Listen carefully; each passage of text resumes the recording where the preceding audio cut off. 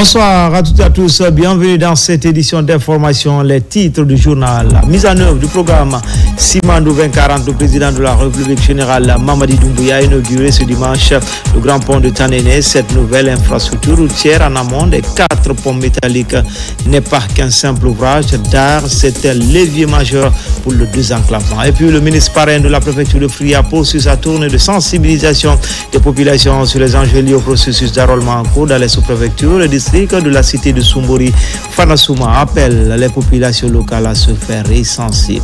Enfin, pose de la première pierre d'un collège au kilomètre 54 à Doumbouya, préfecture de Koya. Il s'agit d'un bâtiment R+1 avec 7 salles de classe qui sera financé et équipé par la coopération japonaise. Un véritable ouf de soulagement pour les élèves et parents d'élèves de cette localité. Voilà pour le sommaire. Encore une fois, bonsoir à tous. Comme annoncé dans les titres, mise en œuvre du programme Simandou 2040, le président de la République générale Mamadi Doumbouya a inauguré ce dimanche le grand pont de Tanéné. Cette nouvelle infrastructure routière en amont des 4 ponts métalliques, loin d'être un simple ouvrage d'art, c'était le levier majeur pour le développement et le désenclavement et la modernisation du réseau routier national, mais aussi dans l'amélioration de la mobilité des citoyens dans cette partie incontournable de l'économie nationale. Oumar Bari. Dans le cadre de la mise en œuvre du programme Simandou 2040, Son Excellence le général Mamadi Doumbouya, président de la République, a procédé ce dimanche 27 avril 2025 à l'inauguration officielle du pont unique de Tanéné et de ses voies d'accès dans la sous-préfecture de Tanéné, préfecture de Dubreka. Cet ouvrage stratégique d'une longueur de 126 mètres linéaires, accompagné de 7,5 km de voirie d'accès, vient remplacer les 4 anciens ponts métalliques datant de l'époque coloniale et en service depuis 1957. La construction de ce pont marque une rupture définitive avec une infrastructure vieillissante pour faire place à une solution moderne, sécurisée et économique. Le nouveau pont de Tanéné n'est pas qu'un simple ouvrage d'art.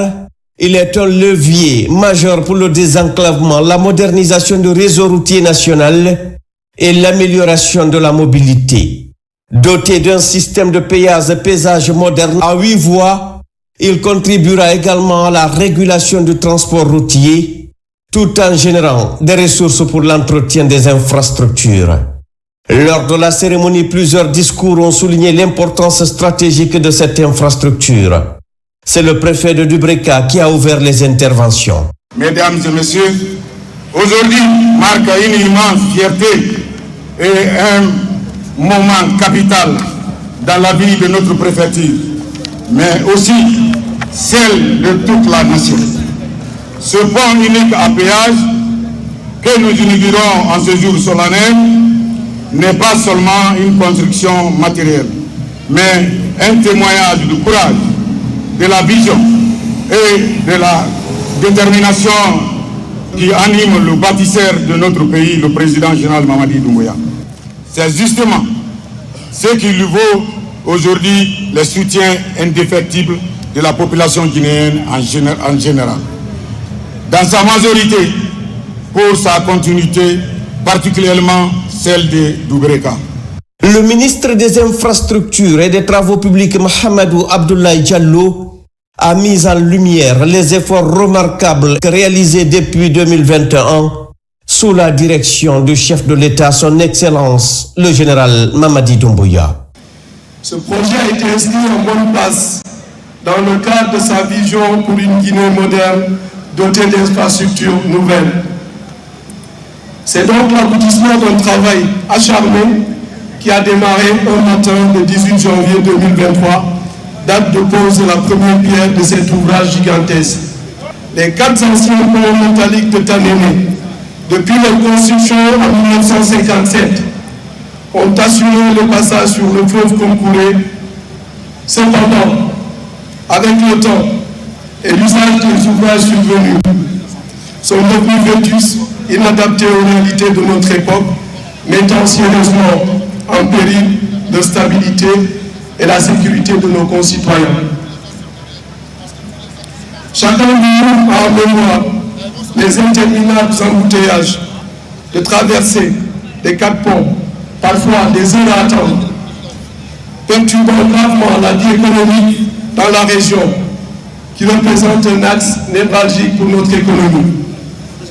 Ainsi, l'infrastructure que nous avons l'honneur d'inaugurer ce jour se compose d'un pont moderne de 126 mm de longueur en 2 fois 1 voie, symbole d'une transition entre un héritage du passé et une ambition résolument tournée vers le futur.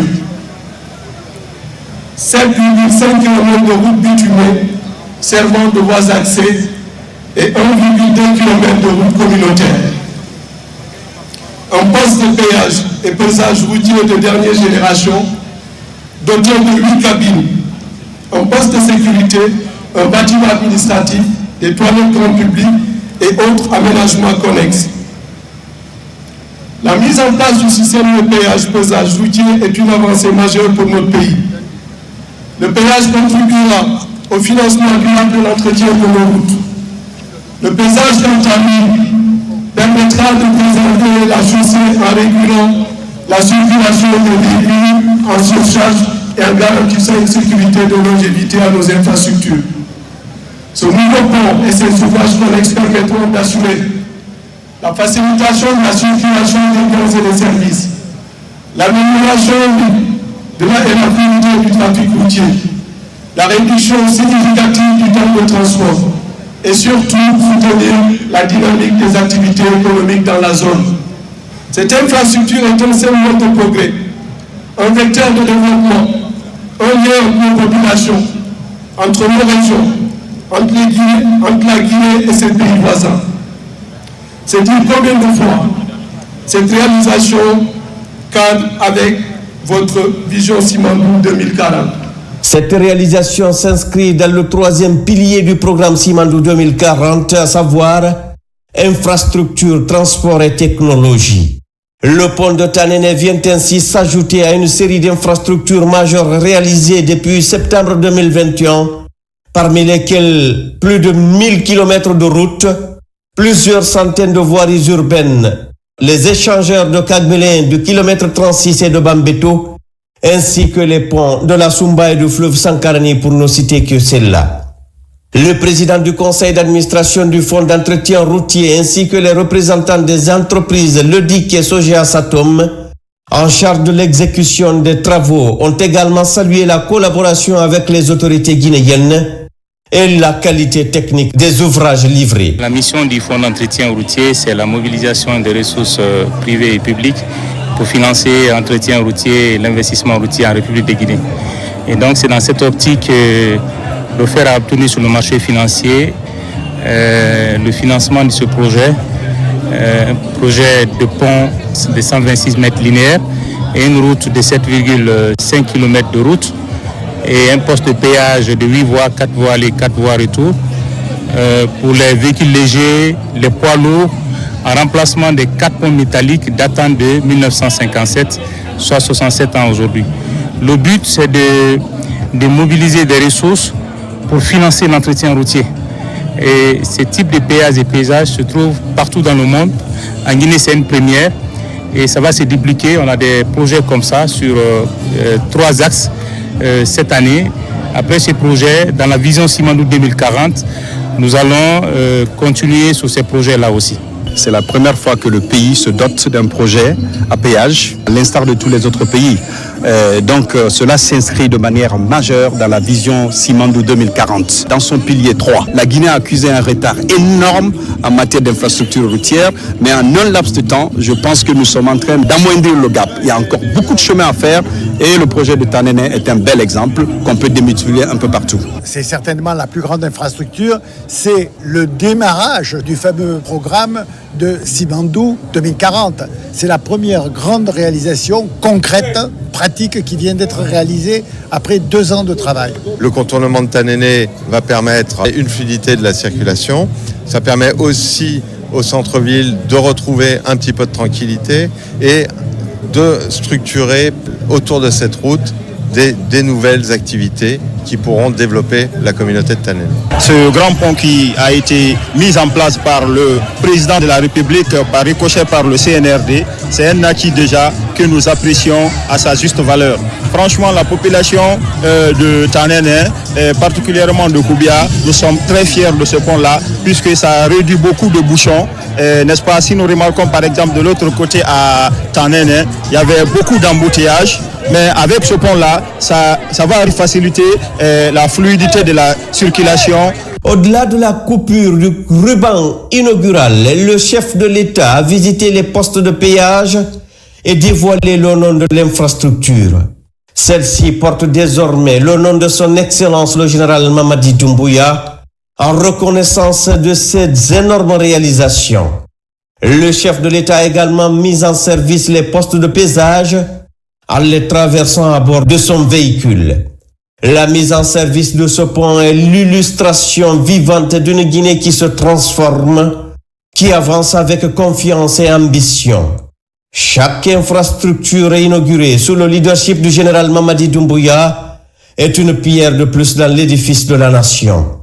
Ce pont de Tanene devient ainsi le symbole d'un engagement ferme en faveur du développement durable, équitable et inclusif. Une vision portée haut et fort par son Excellence le général Mamadi Doumbouya, résolument engagé dans l'action et la transformation de la République de Guinée.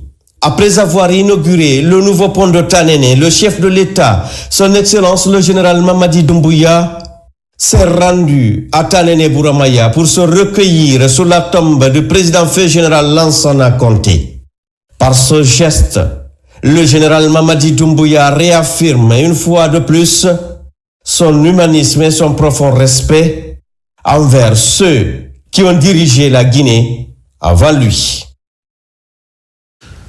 Dans le reste de l'actualité, tout d'abord, le chef de gouvernement, après son passage dans le centre urbain de Koundara, Amadou Riba, s'est rendu successivement dans les sous-préfectures de Termessé, Ginga, Yukunkun. C'est dans le cadre de la campagne de sensibilisation pour le recensement administratif à vocation d'état civil, une opération très appréciée par les habitants de Badjar. Ousmane Bangoura Kabasouma, Ousmane Kobelekita. Le Premier ministre chef du gouvernement poursuit son séjour de travail à Badjar.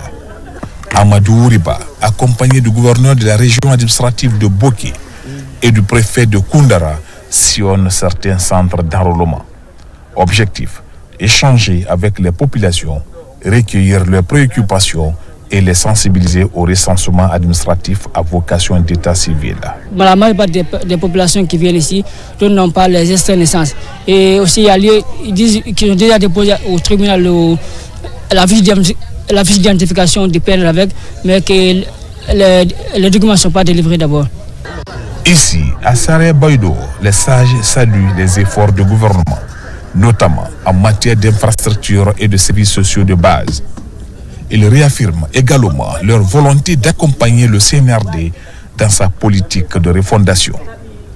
En homme d'action, le chef du gouvernement arrive au centre d'enrôlement de Sarebayo pour s'enquérir du bon déroulement des opérations de recensement dans la localité.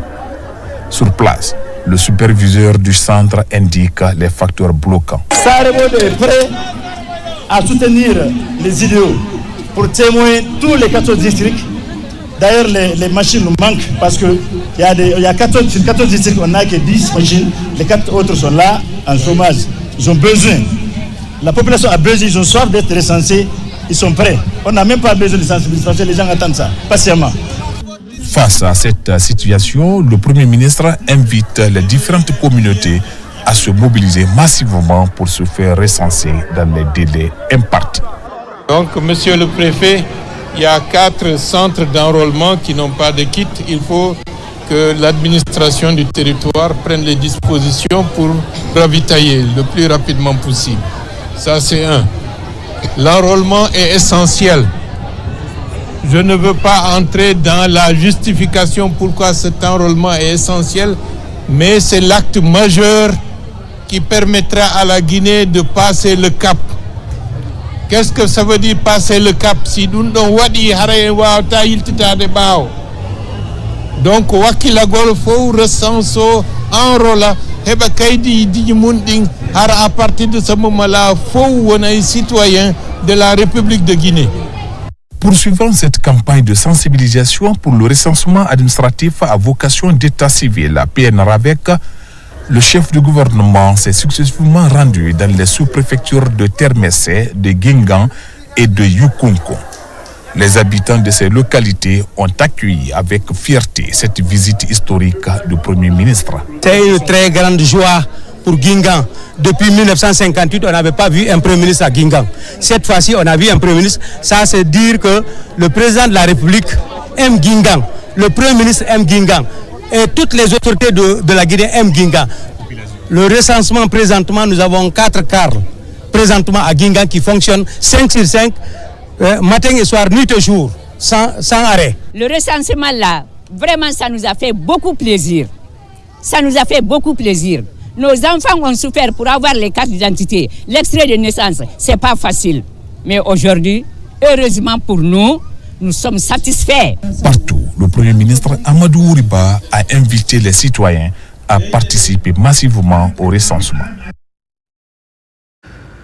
De son côté, le ministre parrain de la préfecture de Fria poursuit sa tournée de sensibilisation des populations sur les enjeux liés au processus d'enrôlement en cours actuellement partout en Guinée, dans les sous-préfectures et districts de la cité de Sombori. Fana Souma appelle les populations locales à se faire recenser. Pour le ministre Fana, c'est la seule alternative pour participer aux différentes échéances électorales en vue en Guinée. Sur les pas du ministre Younoussa Tawel Kamara. Le ministre de l'Information et de la Communication poursuit sa sensibilisation des citoyens dans les différentes localités de la préfecture de Fria. L'initiative vise à conscientiser les populations sur les avantages liés à ce processus d'enrôlement enclenché dans le pays. Après un tour dans les districts et sous-préfectures, le parrain fait une visite guidée dans les locaux de la radio rurale de Fria. Dans le studio de cette radio de proximité, il s'adresse aux citoyens en langue du terroir pour mieux véhiculer les messages axés sur le recensement biométrique. Les médias jouent un rôle important, surtout les radios rurales qui continuent toujours à sensibiliser, à expliquer avec pédagogie à la population le processus d'enrôlement. La population doit se mobiliser. C'est un événement extrêmement important pour l'avenir de notre nation. Il faut se faire enrôler. Le projet de nouvelle constitution, le référendum qui pointe à l'horizon ou les élections qui sont annoncées, si vous n'avez pas la carte d'électeur, ça va être difficile pour vous de choisir. Et c'est important donc de se faire enrôler. À la maison des jeunes de la commune urbaine de Fria, les populations sont mobilisées pour écouter les messages de Fana Souma. Même mobilisation dans la sous-préfecture de Tormelin. Là aussi, les citoyens ont attentivement suivi les messages véhiculés par le ministre parrain de la préfecture de Fria. On ne m'a pas obligé de venir ici et je n'ai rien payé. Je vais informer les autres que cet enrôlement est gratuit.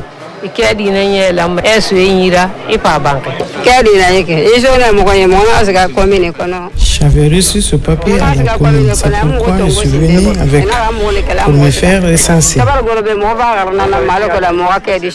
Les gens sont motivés, les gens viennent massivement pour le recensement, tout le monde est motivé.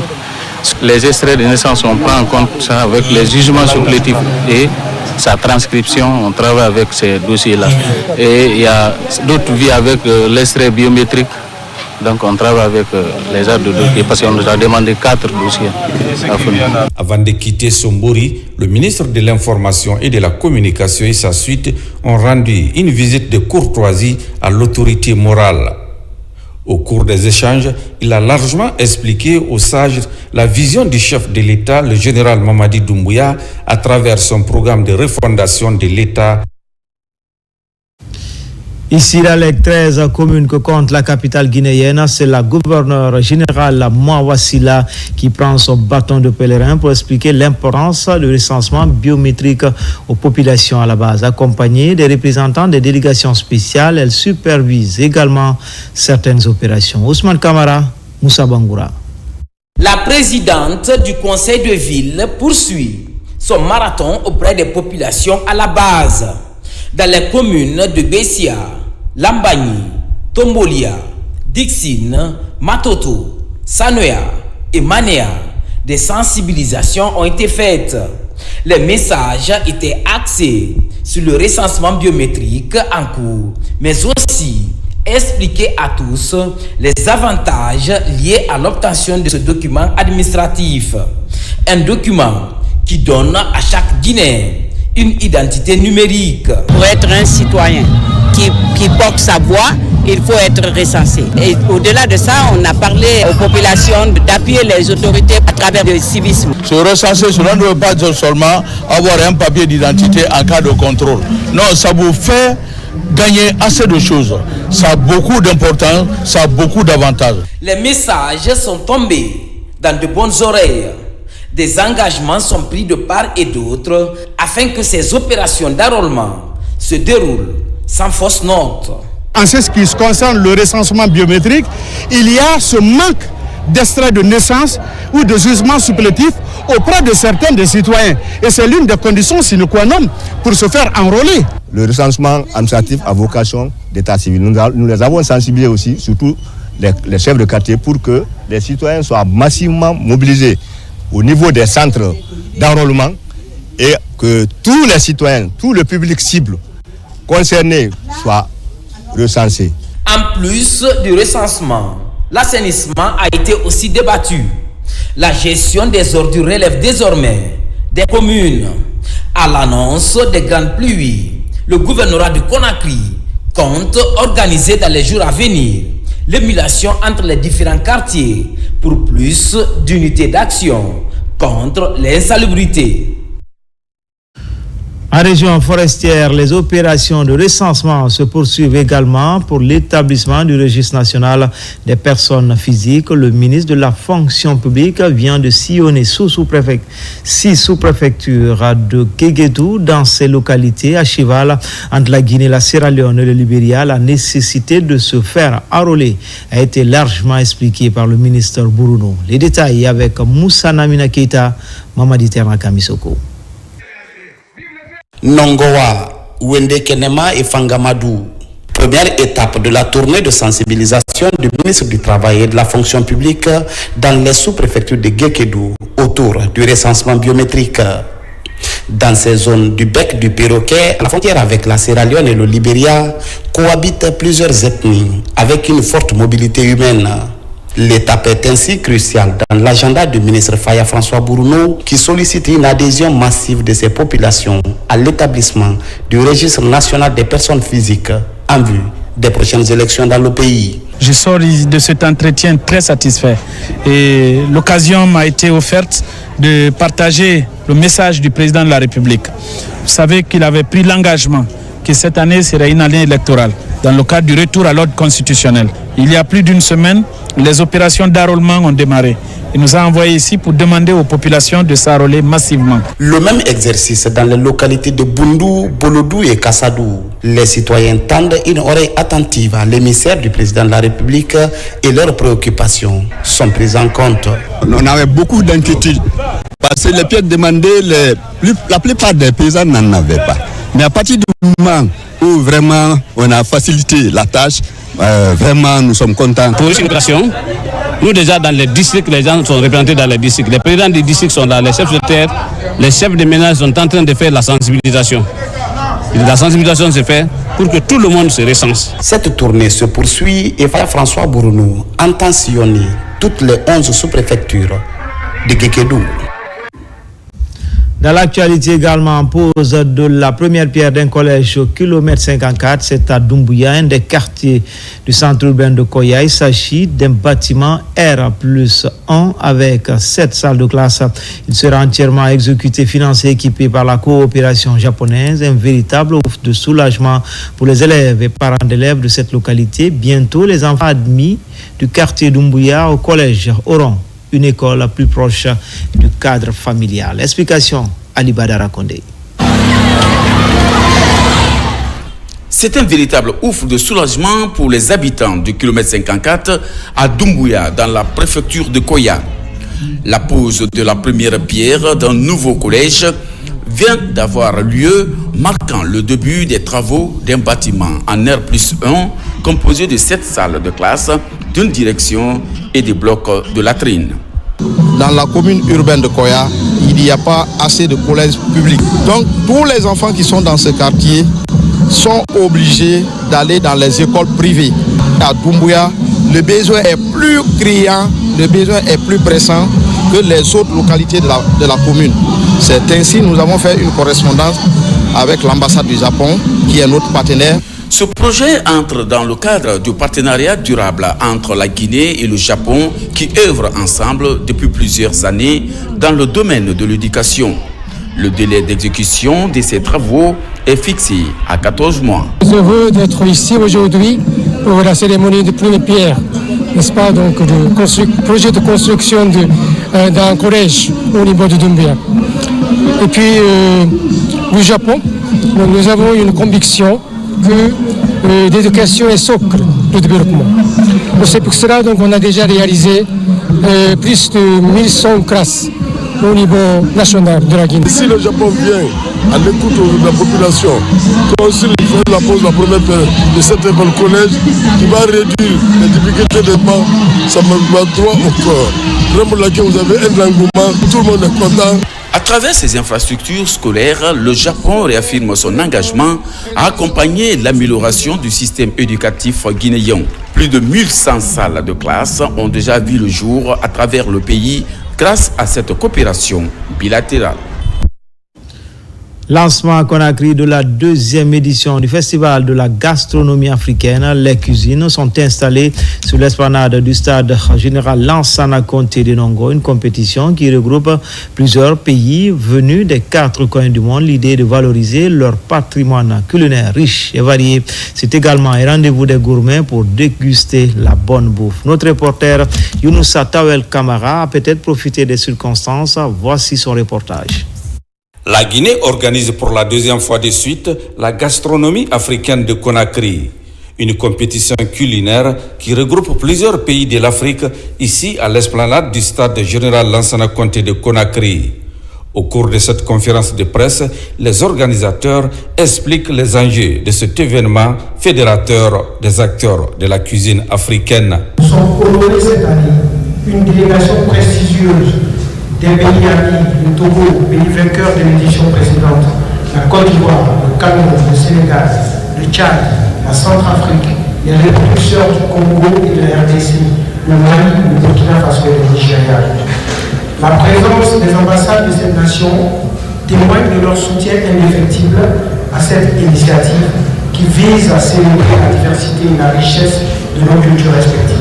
Avec cet événement culinaire, une émulation est lancée entre les pays participants. Une occasion pour valoriser les plats et sauces du continent. Un patrimoine très riche et diversifié. Le festival qui se passe aujourd'hui, qui a la nomination du Festival de la gastronomie africaine, permet à la Guinée de faire de la diplomatie culturelle et culinaire, permet aussi à l'Afrique, parce que effectivement les grandes décisions se prennent autour de la table, se prennent autour d'un plat.